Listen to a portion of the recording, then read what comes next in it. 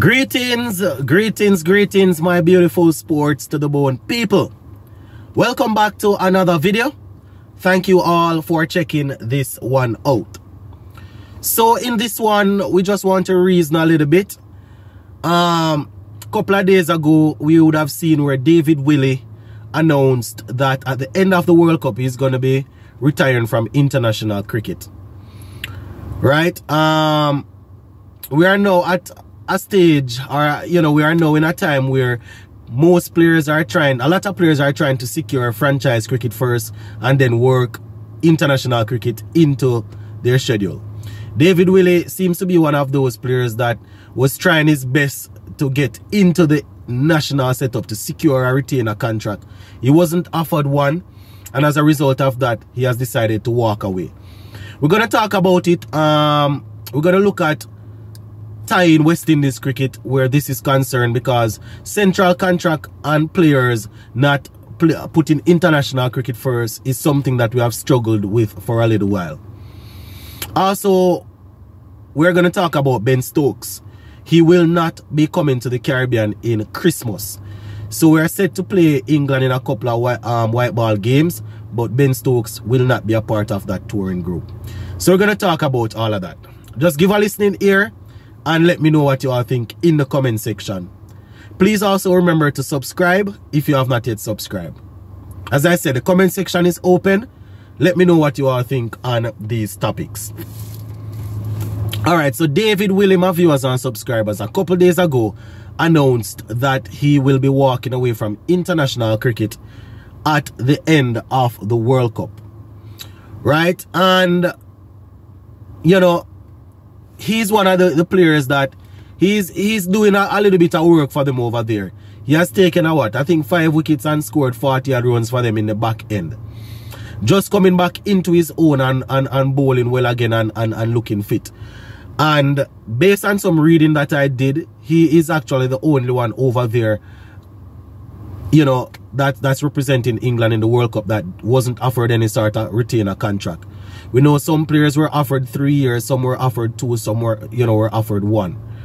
A couple days ago, we saw a few people, journalists talking and saying that it's because of this central contract situation why England isn't performing well.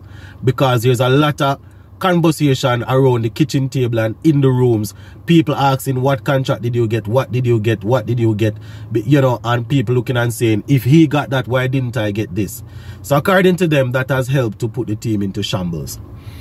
Now, what I want to say is, David Willey, this is what he said, and I quote, "I never wanted this day to come," Willey wrote in a post on Instagram. "From a young boy, I have only ever dreamed of playing cricket for England.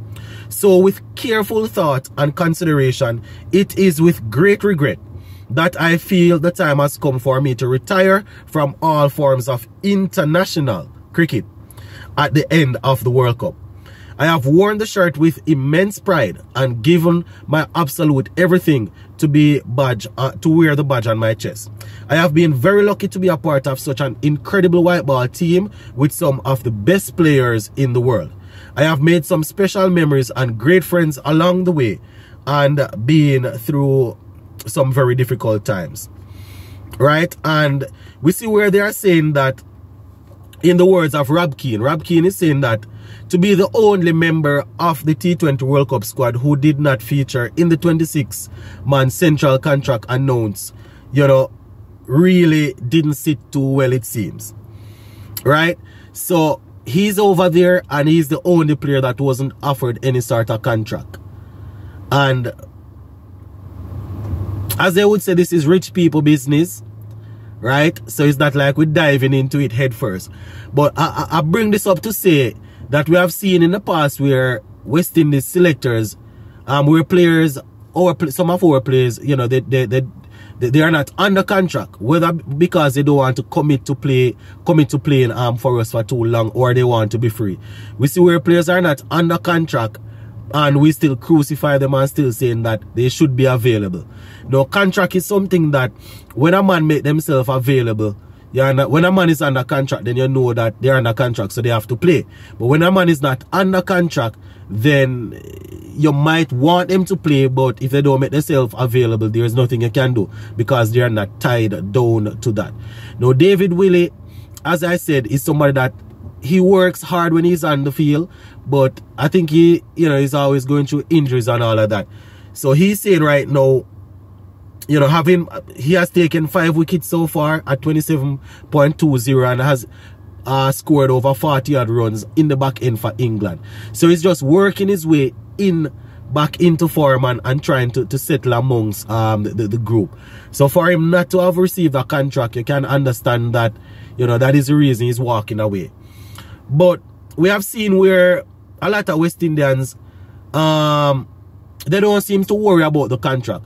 They seem more lean towards wanting to secure contracts at the franchise level and then, wanting to pop up and play for us when they want.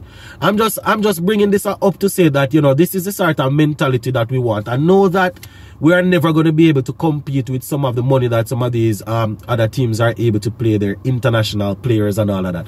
I know we are not going to be able to compete, so it's hard to get players to have the mindset of that.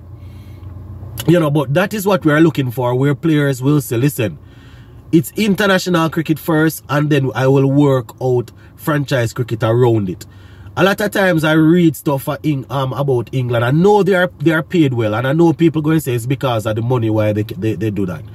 But I have seen where players have said, listen, I'm not going to play any franchise cricket. I am working to get my spot on the international team, and then I can work around and see how I can fit into franchise teams and all of that. We have seen it from Ben Stokes. We have seen it from Mitchell Stark. We have seen it from quite a few players. We have never really seen that from West Indies. So I can understand that it's harder for them to commit like that because of all of the financing and thing.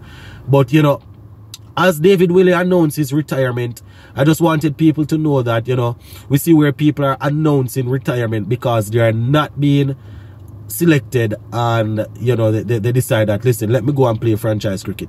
It's not a case where people, like we are facing here, where some of the players, we would want to select them, but they make themselves not available, and then they want to pop up when it's close to World Cup time. That is what we struggle with. People wanting to pop up and play as they feel when it is World Cup, and then think the entire West Indies must pause and bow at their feet. When they pop up and disrupt the progress of what's happening in the region, as little as the progress is, and then they disappear, how that work? The youngsters that have been working all around the year to get a spot on the World Cup team, and these people just pop up and play World Cup and then disappear. How do you motivate the youngsters to keep serious and to play regional cricket and Super 50 to get into the reckoning?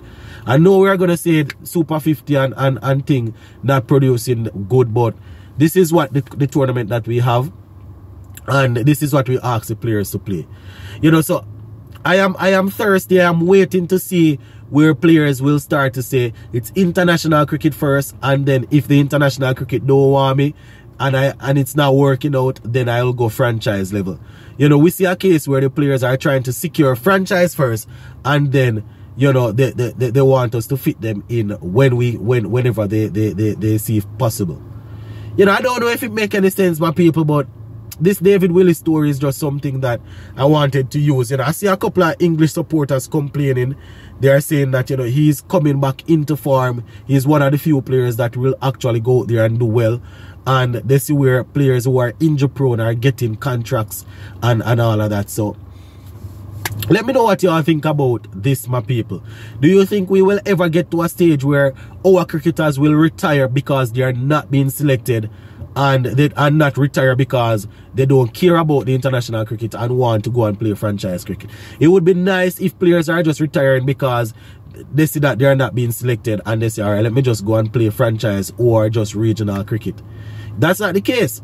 A lot of our players that we would want to select, we can't select them because they can't fit us, you know, they are not mostly available.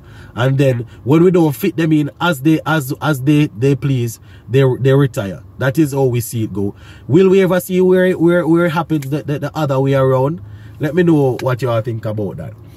And talking about international cricket, we have a couple of white ball games, some T20s and ODIs to play against England in the Christmas. But their swashbuckling all-rounder Ben Stokes, you know, Mr. Captain Fantastic, will not be there. Right? The captain of the test team, you know, is the captain of the test team these days. He's going to be doing knee surgery based on what they are saying after the World Cup, and he will be looking to recuperate to play the test series against India next year. So Ben Stokes will not be traveling to the Caribbean. So let me know what you all think about that, my people. You know, just go ahead in the comment section and let me know what you all think. I'm gonna leave it right here for now. Big up.